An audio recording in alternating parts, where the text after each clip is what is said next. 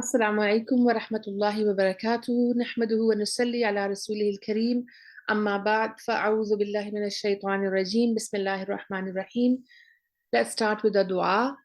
ربي زدني علما ربي اشرح لي صدري ويسر لي أمري واحلل عقدة من لساني يفقه قولي واجعل لي وزيرا من أهلي آمين. ربنا تقبل منا إنك أنت السميع العليم ربنا واجعلنا مسلمين لك ومن ذريتنا أمة مسلمة لك وأرنا مناسكنا وتب علينا إنك أنت التواب الرحيم.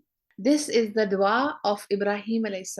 And today in our session we are also going to be reading this dua. And I will explain to you why I always start our class with this dua. This is a dua that may Allah accept whatever we are doing. We are doing our series on Khalilullah, the friend of Allah subhanahu wa ta'ala, Ibrahim AS. And last time we had studied how he had taken his firstborn son, Ismael AS, and his mother, that is the wife of Ibrahim AS, the mother of Ismael AS, Hazrat Hajra, and left them in the barren valley of Bakkah. Bakkah is what later became known as Makkah. We had also discussed how the Zamzam started, and we had also gone through the beautiful story of when Ibrahim AS sacrifices Ismael AS, his beloved firstborn child, because the love of Ibrahim AS' life was Allah subhanahu wa ta'ala. And whenever Allah subhanahu wa ta'ala ordered him to do anything, he obeyed without any question or without any hesitation. So today we are going to read another beautiful section about the life of Ibrahim alayhis salam, about when he builds the Kaaba. So this part of the story is in Surah Al-Baqarah, Juz 1. And we are reading ayat number 124. So does anybody want to recite this Arabic? Don't be shy and don't be afraid ever of reciting the Quran. I will tell you something really, really beautiful that Prophet ﷺ told us. I'm paraphrasing, but what he told us is that if anyone recites the Quran, he is doing it or she is doing it in less than perfect way, they are going to get double the reward than somebody who has a perfect recitation. Why? Because if you are still reciting and you are learning, you are struggling, but you are still trying to make an effort. You are trying to learn. Because every time we learn something, we continue to make mistakes, but that's the only way that we master something. For example, if you start to learn to cook, you're going to burn your dishes several times before you learn how to really master a dish. If you join a debating society, you are going to do really badly a few times probably, especially if you're not comfortable with public speaking. But then practice makes perfect. So there is an extra reward for those who are making an effort. أعوذ بالله من الشيطان الرجيم بسم الله الرحمن الرحيم وإذ ابتلى إبراهيم ربه بكلمات فأتمهن قال إني جاعلك للناس إماما قال ومن ذريتي قال لا ينال عهد الظالمين. Remember that when Ibrahim was tested by his Rabb with certain commands, he fulfilled them. Allah said, surely I will make you the leader of mankind. What about my offspring? Asked Ibrahim. My pledge, said Allah, will not apply to the evildoers. This is a very, very important ayat. Technically, this is the first time in the Quran, the first place in the Quran, when we hear about Ibrahim AS and his story. So we are going to break down this ayat and understand its meanings. So how does this ayat start? Remember that when Ibrahim was tested by his Rabb with certain commands. What were those commands? So we learn that Ibrahim AS was tested throughout his life by Allah subhanahu wa ta'ala. We know that as a very young lad, he was tested in standing up to his people, standing up to his father, his king, his society, and on something as important as aqidah, as creed, as belief system, challenging them about their shirk, about their attribution of so many other false gods with Allah subhanahu wa ta'ala, and inviting them toward tawheed, toward one God. He was tested when he was rejected by his people, his father. Every child wants the approval of his father, of his people, his community. And yet he was not only rejected, they all planned to kill him. And how did they want to kill him? They said, burn him alive. And they actually did it. They actually built the fire and they catapulted him into it. And we saw how Allah subhanahu wa ta'ala changed the laws of the universe for him. He turned fire into coolness. He was also tested because he did not have a lot of followers in that city. Eventually, he had to leave with his wife, Sarah alayhi salam, and his nephew Lut. He was tested because for the longest time, he doesn't have a child with Sarah alayhi salam, until eventually he marries Hajra alayhi salam and he has baby Ismail. He was tested by leading this nomadic life, worshipping Allah and spreading his message throughout the region where he traveled in. Usually, what do people do when they grow up? They have a family, they have a wife, they have a child. What do? What are their priorities? Does anybody want to share a line or two? What does a man do when he has a wife and one or two kids? What is their priority? To aim to settle and have a long-term goal, a career, and be in one place. Yeah, to be in one place, to put down roots, to build a house, then to build a better house, a bigger house, right? To send his kids to the best school, to make a lot of money. What is Ibrahim AS doing? He leaves the city of Ur in Iraq and he's traveling the entire region. He goes to Palestine, he goes to Egypt, he takes Hazrat Hajra and Ismail AS and goes all the way to the Arabian Peninsula, to Bakkah. And then what does he do as he's traveling? What is his doing? What is the purpose of his life? Is da'wat ilallah. What is Ibrahim's focus? He's inviting everybody towards Allah subhanahu wa ta'ala. Wherever he goes, he teaches people tawheed, worship one God. And he settles his family in those places where he goes. So he settles his firstborn, Ismail alayhi salam, and Hazrat Hajra alayhi salam in Bakkah, a barren valley at that time, which is later to become Makkah. By the time he has Ishaq alayhi salam, his second son from Hazrat Sarah alayhi salam, he settles Ishaq alayhi salam in the Palestinian region. He settles his nephew Lut alayhi salam, who later becomes a prophet also, in an area near Jordan. What is his focus? Ibrahim alayhi salam's north is always Allah. His first love, his last love is Allah. So he spends his life worshipping Allah subhanahu wa ta'ala, submitting to Allah's will, obeying Allah's orders, and inviting everybody around him, settling his family and making sure that his children do the same thing, because he realized that this task, this mission in life is the most important thing. It is the most honorable thing that any human being can do. And that is to invite others towards Allah subhanahu wa ta'ala, to teach people about Allah, about Tawheed.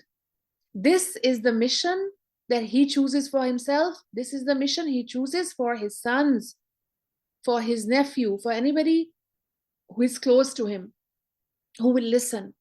And then we see that from Ismael AS in Bakkah eventually comes Prophet Muhammad SAW, the last prophet.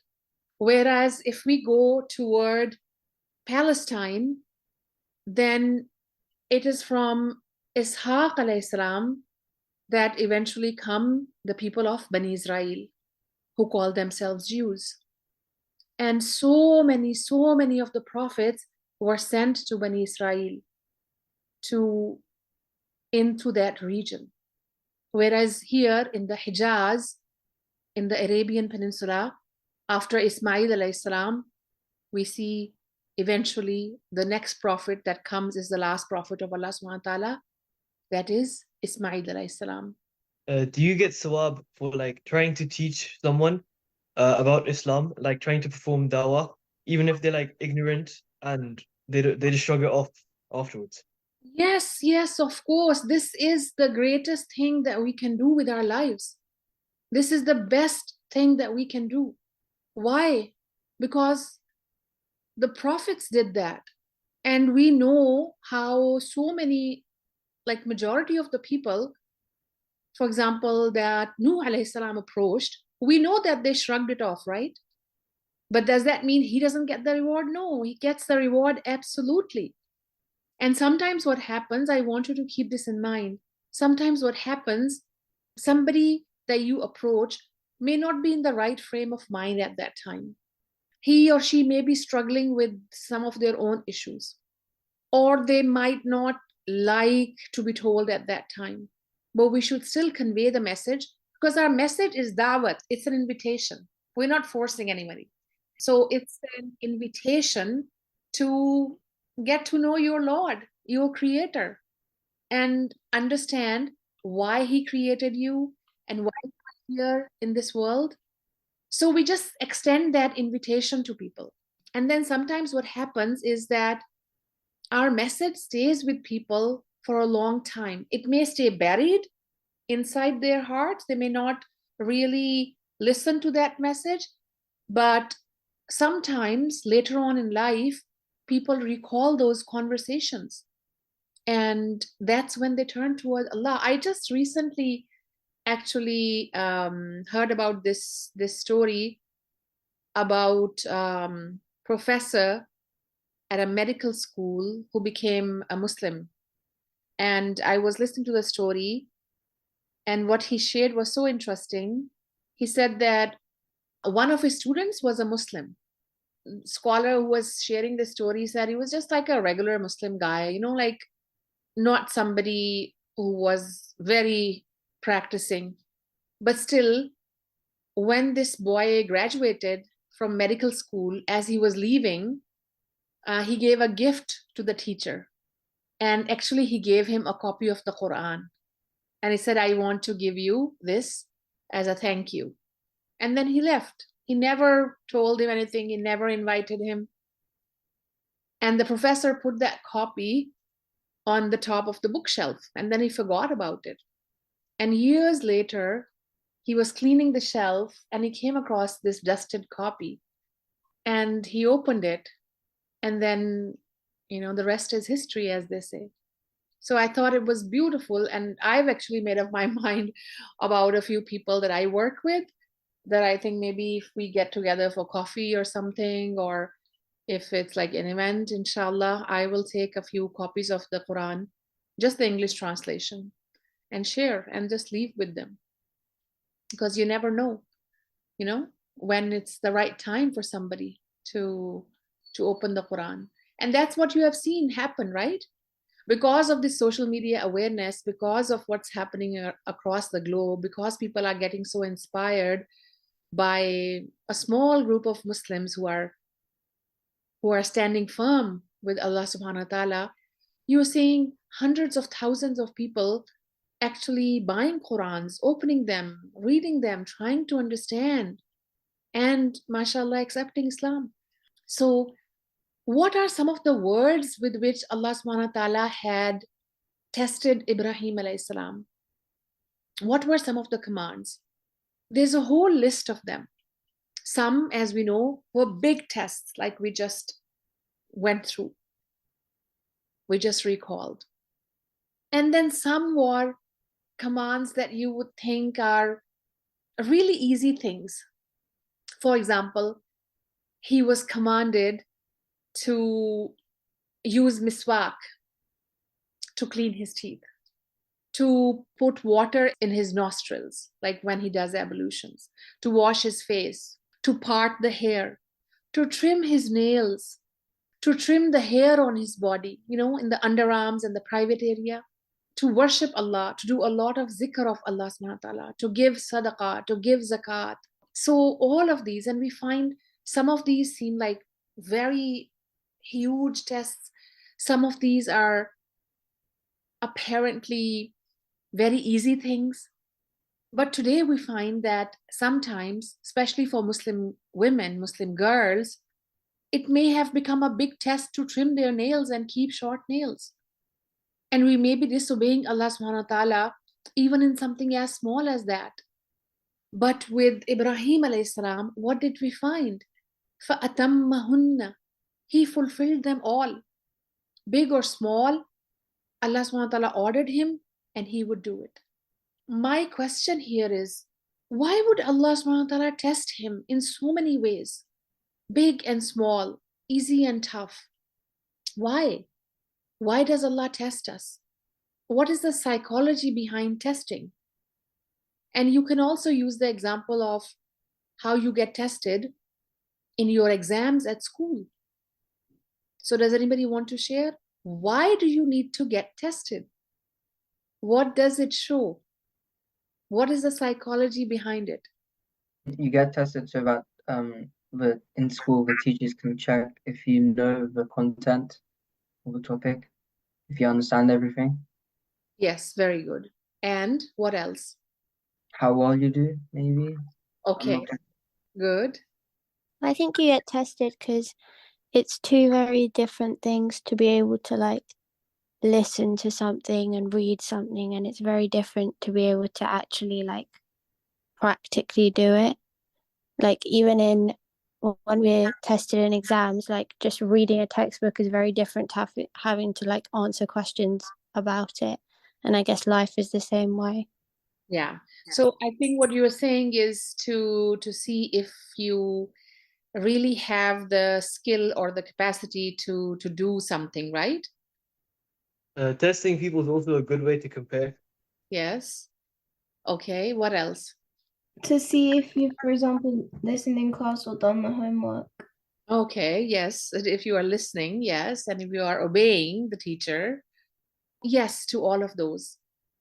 Why do you get tested? It shows, number one, your examiner, that you are really capable, that you were listening when they were giving the instructions. You were listening when they were teaching. You understood what was being taught. You put it into practice. You implemented it. You practiced it.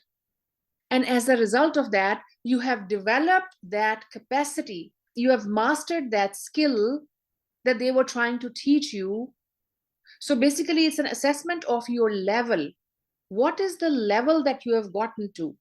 Okay, so you started here, then you were tested, taught certain things, and then you reach here. And your test, your exam, your evaluation actually proves that you have come to this level. Your capacity to do something, your ability has increased, so that then they can teach you at a higher level, It also teaches you how good a student you are. And it gives you that confidence that, yes, I can take on this task. I can do this. And Allah subhanahu wa ta'ala tests all of us, all of humanity. But Allah subhanahu wa ta'ala tests those that He loves more. Even communities, groups of people that He really loves, He puts them through very tough tests. Why? Because then the reward is going to be that much bigger. Their ranks are going to be elevated that much higher. And we learn from Prophet Muhammad ﷺ through various ahadith that a Muslim, a believer, keeps getting tested throughout his life. Sometimes through his own self, sometimes through his offspring, his children, sometimes through his wealth. Until when he leaves this world, Allah subhanahu wa ta'ala has removed all of his sins. If he stays patient, if he doesn't fight with Allah subhanahu wa ta'ala, if he doesn't fight with the qadr, the destiny that Allah ta'ala has decided for him. So if he stays patient throughout those trials, he leaves this world as if he was pure of all sin. So when Ibrahim AS succeeds in all of his tests with flying colors, Allah subhanahu wa ta'ala tells him, surely I will make you the leader of mankind. And we see that amazingly, all of the three big religions, the monotheistic religions, the Jews, the Christians, the Muslims, all of these groups acknowledge Ibrahim AS as their leader. What does it mean to make him into a leader? It means that people, mankind, will look toward him as an example to follow when they want to do something good. So he has become an example for all of mankind. That if you want to please Allah, if you want to be successful, if you want to get close to Allah, follow the footsteps of Ibrahim AS. When Allah Ta'ala tells him this, his immediate response is, قَالَ وَمِن ذُرِّيَّتِي. What about my children? What about my offspring? Here we see him as, this devoted father, this loving, tender-hearted father. His immediate concern when he's promised a blessing, a gift from Allah is, what about my kids? And listen to Allah subhanahu wa ta'ala's response. Allah said, my pledge will not apply to evildoers. What does this tell us?